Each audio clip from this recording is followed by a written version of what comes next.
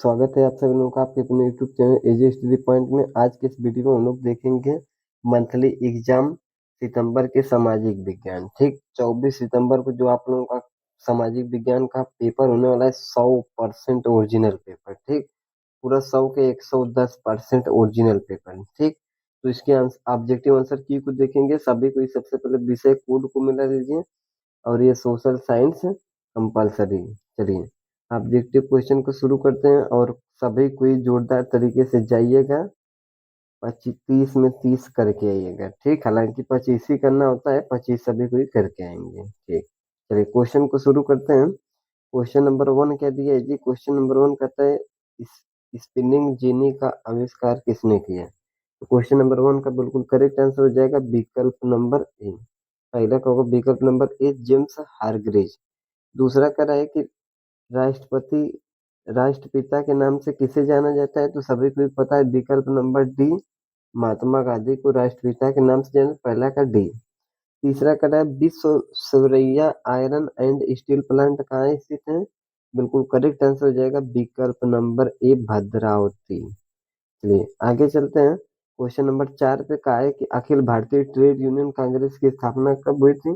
4 का बिल्कुल correct answer हो जाएगा विकल्प नंबर डी सन 1920 में हुआ था। चलिए आगे चलते हैं।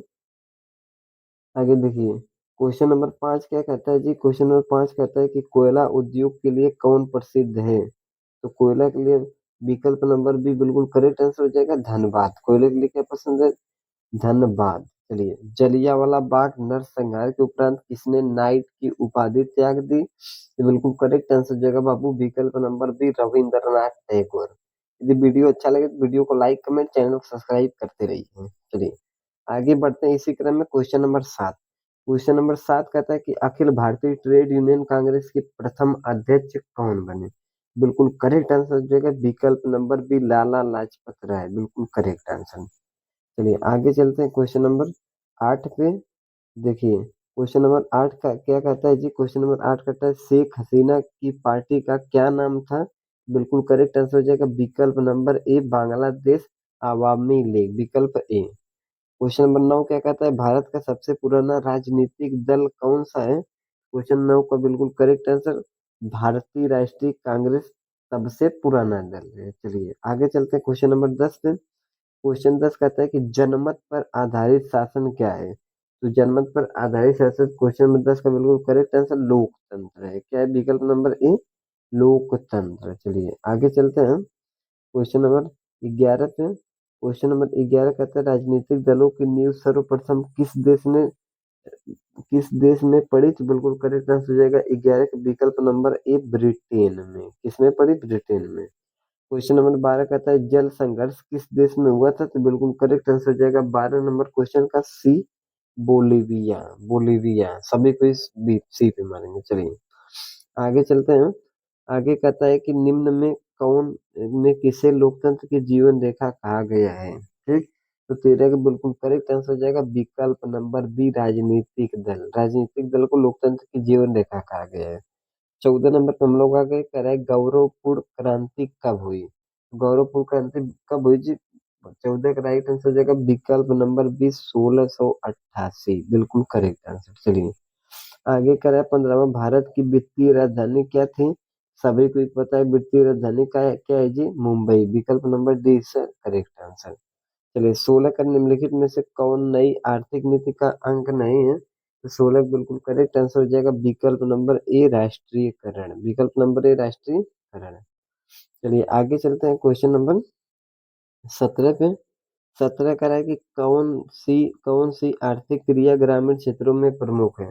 तो 17 बिल्कुल करेक्ट आंसर हो जाएगा विकल्प नंबर ए प्राथमिक। ठीक प्राइमरी। आगे चलते हैं। देखिए क्वेश्चन नंबर 18 क्या कहता है? क्वेश्चन नंबर 18 कहता है गैस एवं बिजली उत्पादन को किस क्षेत्र के अंतर्गत रखते हैं? तो 18 का बिल्कुल करेक्ट आंसर हो जाएगा द्वितीय क्षेत्र में रखते हैं। ठीक गैस बिजली उत्पादन को द्वितीय क्षेत्र में रखते हैं। चलिए आगे कह रहा है कि निम्नलिखित में किसे द्वितीय क्षेत्र भी कहा जाता है?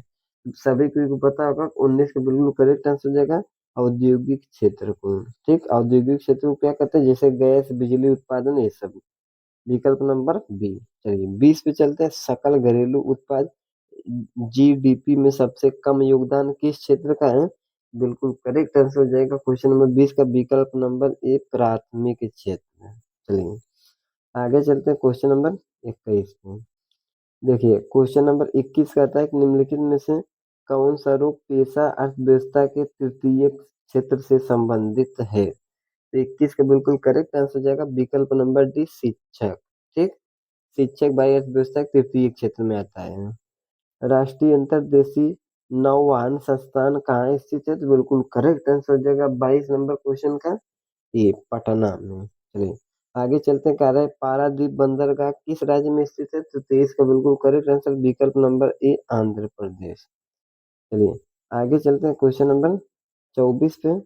कह रहा है कुशा तटबंध किस नदी से संबंधित है? 24 का बिल्कुल करेक्ट आंसर होगा विकल्प नंबर बी कोसी नदी। ठीक, आगे कह रहा है कि संचार का सबसे लोकप्रिय साधन क्या है? तो सभी को ही पता है संचार सबसे लोकप्रिय साधन क्या है जी? मोबाइल, इस समय मोबाइल। चलिए 26 पे चलते हैं। 26 कह रहा है कि नहरकटिया कहाँ स्थित है? तो सभी को पता है 26 बिल्कुल करेक्ट आंसर हो जाएगा विकल्प नंबर ए बिहार में। चलिए 27 पे चलते हैं। 27 कहता है भाई कि पूर्व मध्य रेलवे का मुख्यालय कहाँ है? 27 का बिल्कुल करेक्ट आंसर हो जाएगा विकल्प नंबर बी हाजीपुर में है। ठीक, चलिए आगे चलते हैं।